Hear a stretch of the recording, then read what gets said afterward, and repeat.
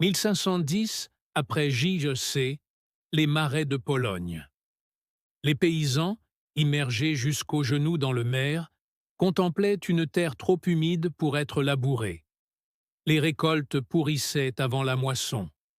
Les animaux s'enlisaient dans la boue. Depuis des générations, ces zones humides étaient stériles, synonymes de famine. Soudain, un ancien se souvint d'une technique ancestrale tirée du Codex Capernacus. Un savoir interdit, transmis à voix basse. Coupez des troncs et disposez-les sur le lac, comme pour construire une route. Recouvrez-les d'une ou deux bêches de boue et de pâté de terre. Les troncs gardent les pieds au sec et favorisent le drainage du sol. On appelait cela une butte, un monticule. En quelques mois, la mer prospéra. Des légumes racines, des betteraves, des oignons, des radis et des navets jaillirent d'une terre où rien n'avait jamais poussé auparavant. On comptait jusqu'à 6 récoltes par an, là où rien n'avait jamais rien cultivé. Cette technique se répandit dans toute l'Europe médiévale, en Allemagne, en Europe de l'Est, dans les Alpes, partout où des terres gorgées d'eau rencontraient des agriculteurs désespérés. Mais en 1920, quelque chose a changé. Les tracteurs ont envahi les champs et l'agriculture a dû faire un choix. Terrain plat, rang rectiligne, vitesse maximale. Les buttes ont été aplanis, les troncs brûlés, et une technique millénaire permettant une irrigation autonome pendant 20 ans a disparu en une seule génération. Voici l'histoire de la Hugalkultur, ce jardin à arrosage automatique qui a survécu aux marais médiévaux et aux hivers alpins, et à l'agriculture mécanisée qui l'a fait disparaître. Le mot vient de l'allemand. Hugel signifie monticule. Culture signifie culture. Mais la technique est bien plus ancienne que son nom. En 1510, le Codex Copernicus la documente explicitement. Il y est indiqué que même sur des terres trop humides pour être labourées, on peut cultiver des plantes. Coupez des rondins et disposez-les sur le sol comme pour la construction d'une route. Les hugles peuvent avoir n'importe quelle longueur, mais il est pratique de les mesurer étroits afin de pouvoir entretenir les plantes des deux côtés. Entassez de la boue et du pâté de bois sur les rondins, sur une épaisseur d'une ou deux bêches. Les rondins gardent les pieds au sec et favorisent le drainage du sol. Les instructions se poursuivent. Préparez les jardins en automne ou après chaque récolte. Couvrez la terre de joncs et de mauvaises herbes ou ramassez des feuilles en forêt.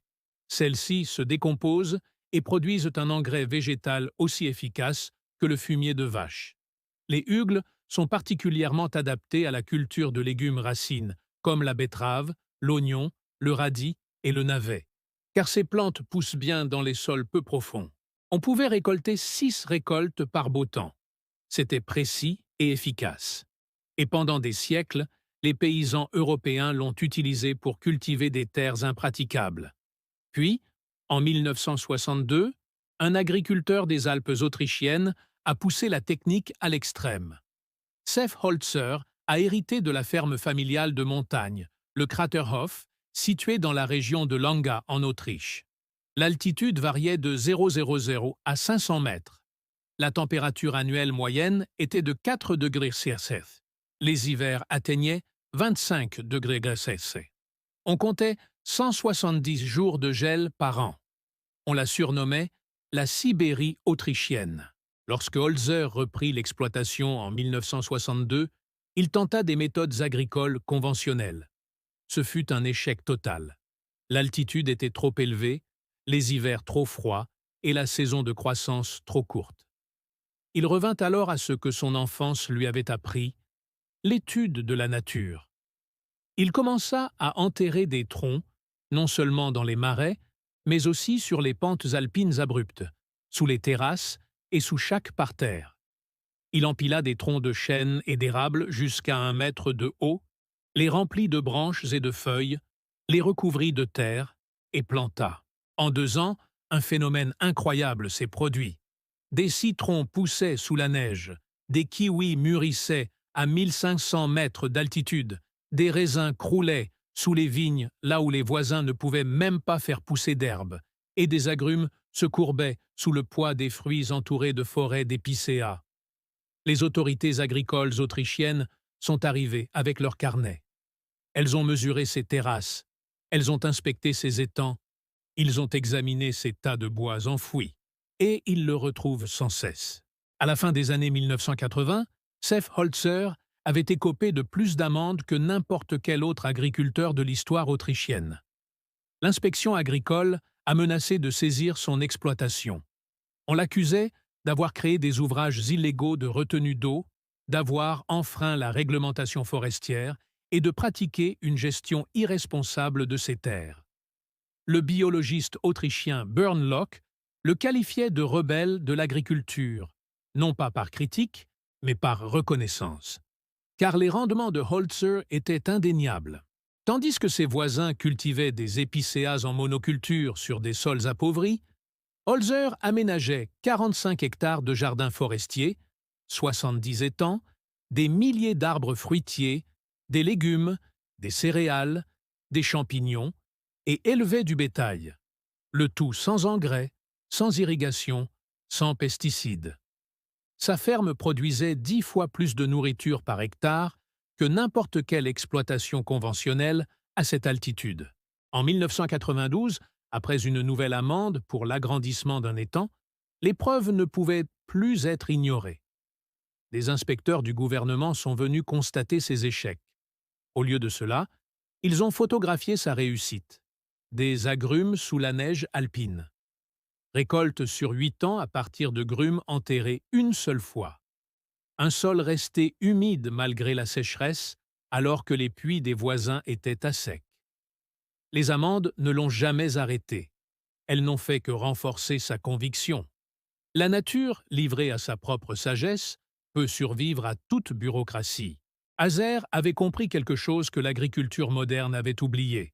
Le bois en décomposition absorbe l'eau comme une éponge. En 2020, des chercheurs de la réserve forestière de Chara Rosa, en Pologne, ont mené des études sur la rétention d'eau du bois en décomposition. Ils ont testé 5 essences, le sapin, le tremble, le chêne, l'érable et le pin, à 5 stades de décomposition. Les résultats ont été sans équivoque. Le bois de fourrure fortement décomposé, les échantillons les plus dégradés, absorbait une quantité d'eau équivalente à 500% de son poids sec. Le bois frais doublait sa masse. Le bois entièrement décomposé la quintuplait. La science expliquait ainsi ce qu'avaient observé les paysans du Moyen Âge. La structure cellulaire du bois, le lignine et la cellulose forment des tunnels microscopiques. Lorsque les champignons et les bactéries décomposent les parois cellulaires, ces passages s'élargissent. L'eau s'infiltre en masse. Une étude publiée dans Gaodma en 1996 par Mando et ses collègues a mesuré l'infiltration de l'eau dans la région du Sahel, au Burkina Faso. Ils n'étudiaient pas la culture du bois mort, mais les termites dans le bois. Ils ont constaté que la décomposition du bois augmentait les taux d'infiltration de l'eau de 100 à 300% par rapport au sol environnant.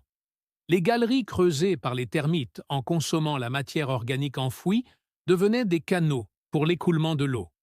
Le même mécanisme est à la base de la culture du bois mort. On enfouit la bûche. Des microbes et des champignons le colonisent.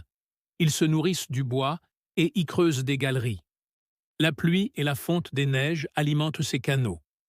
Le bois se gorge d'eau comme une batterie chargée. Puis, en période de sécheresse, les racines des plantes puisent dans cette réserve d'eau cachée. Des mesures effectuées sur le terrain par des praticiens en Amérique du Nord et en Europe le confirment.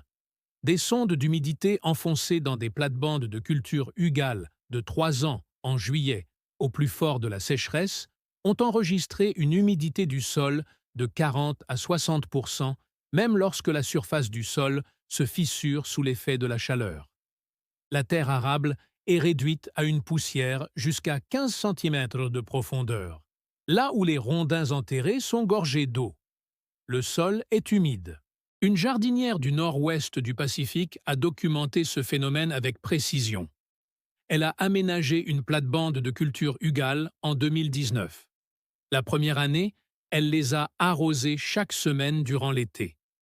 La deuxième année, elle a cessé d'arroser. Les plantes ont néanmoins prospéré. Elle a mesuré l'humidité du sol tout au long de l'été. Même après 6 semaines sans pluie, les troncs enterrés conservaient un taux d'humidité de 35 à 45%. Elle a rangé son tuyau d'arrosage. Elle ne l'a pas utilisé depuis. Il ne s'agit pas simplement de stockage d'eau. C'est un véritable moteur thermique biologique. Lorsque les microbes et les champignons décomposent le bois, ils libèrent de l'énergie qui se transforme en chaleur. Une bûche en décomposition génère de la chaleur. Dans les jardins alpins de Holzer, cet effet est mesurable. Même en hiver, la terre au-dessus des bûches enterrées est plus chaude de plusieurs degrés que le sol environnant.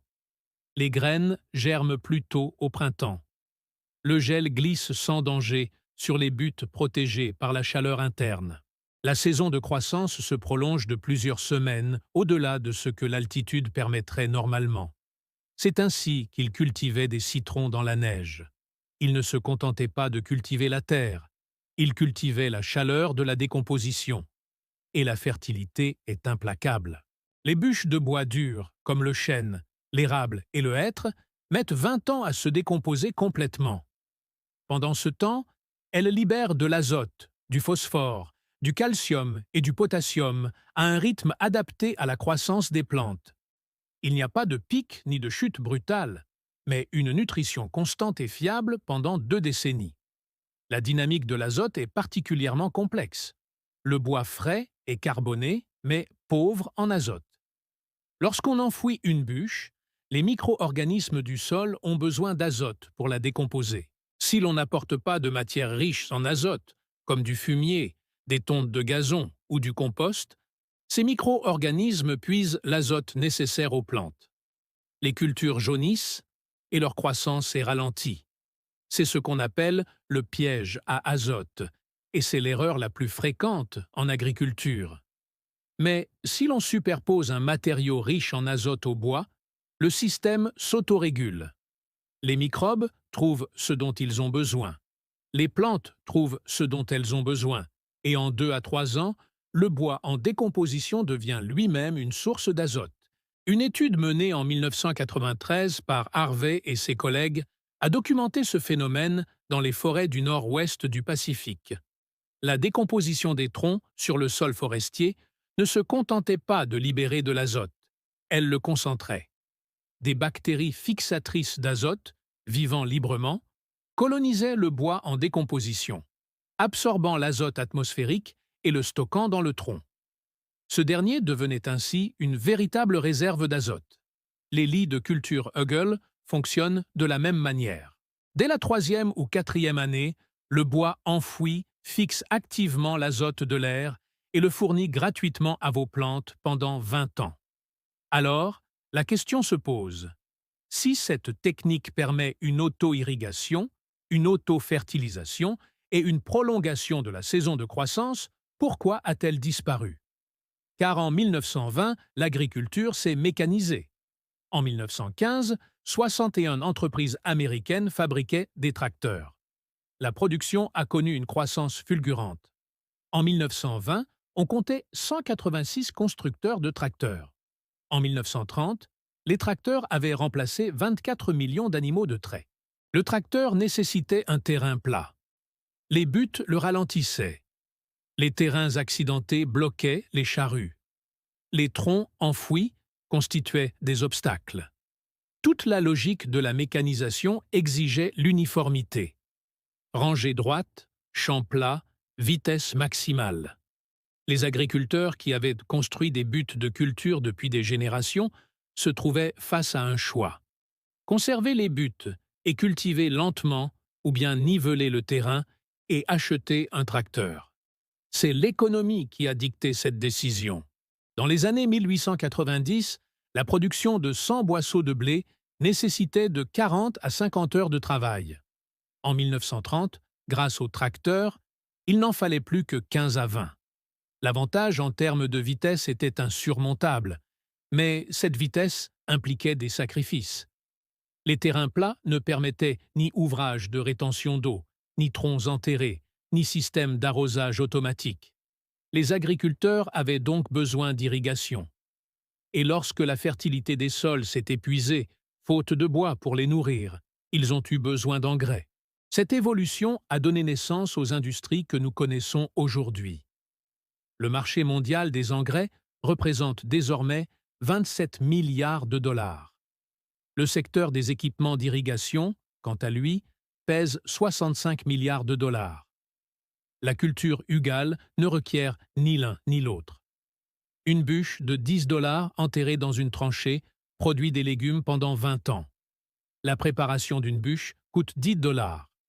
Durant toute sa durée de vie, elle produit de 2,5 à 5 kg de légumes par an.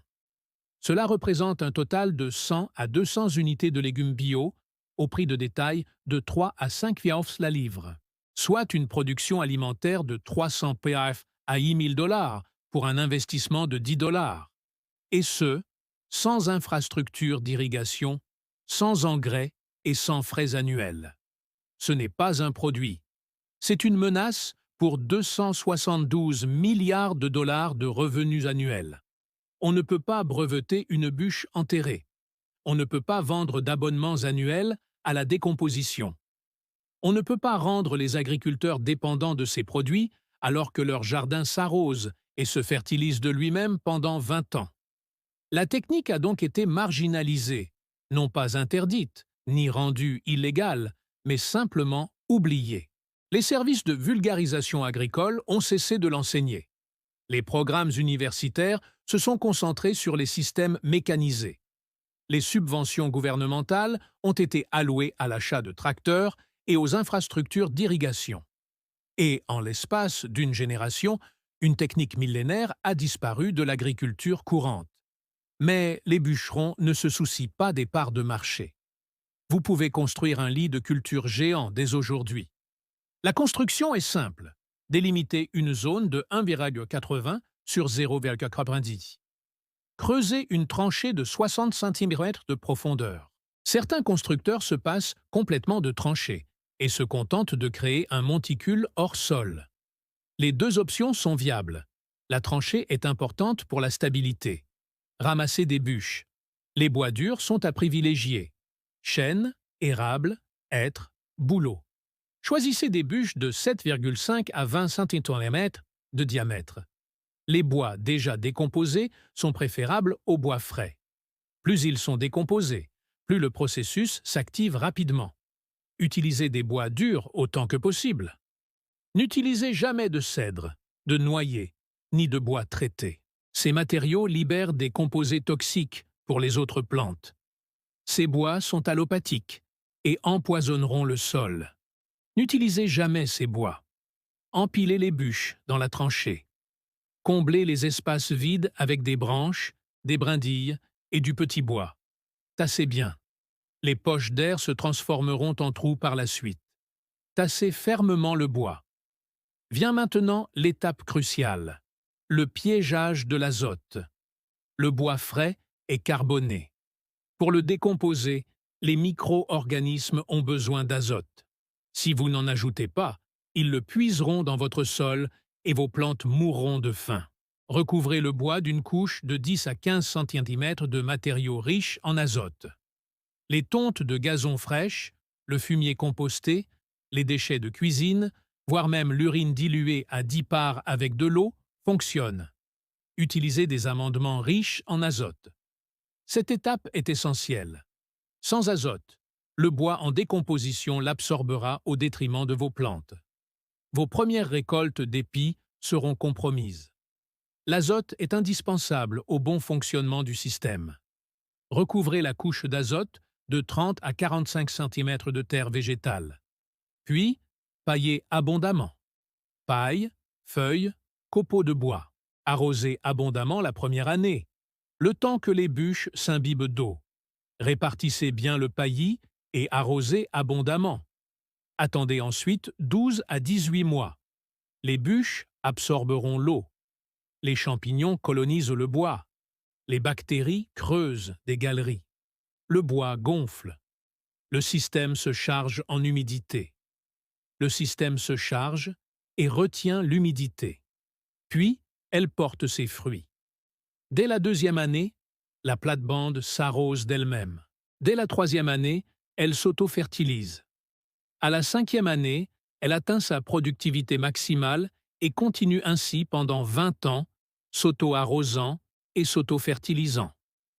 Certains producteurs affirment que leurs planches de culture, vieilles de 30 ans, sont toujours productives. Ces planches peuvent perdurer. Leur rentabilité est impressionnante. Un investissement de 100 $ en bûches, fumier et terreau permet de produire des légumes pendant 2 décennies. Pas de frais annuels d'engrais, pas de système d'irrigation, pas de facture d'eau. La culture du hougal est donc économiquement avantageuse. Comparons cela à l'agriculture industrielle. Les systèmes industriels nécessitent des intrants continus. Les champs plats requièrent des infrastructures d'irrigation, pompes, tuyaux, arroseurs et goutte à goutte. Le marché mondial de l'irrigation représente 65 milliards de dollars par an. Les intrants en engrais s'élèvent à 27 milliards de dollars par an. La culture du hougal ne requiert ni l'un ni l'autre. Et n'oublions pas la chaleur des régions alpines. La culture du hougal prolonge la saison de croissance de plusieurs semaines. Sous les climats tempérés, elle permet le jardinage d'hiver. La chaleur de décomposition maintient la température du sol de 5 à 10 degrés K supérieure à celle du sol environnant. Cette chaleur prolonge la saison de culture. C'est ce qui fait la différence entre des récoltes détruites par le gel et une récolte en novembre. Cette méthode a été validée par Holz à 1500 ppm d'altitude dans les Alpes autrichiennes.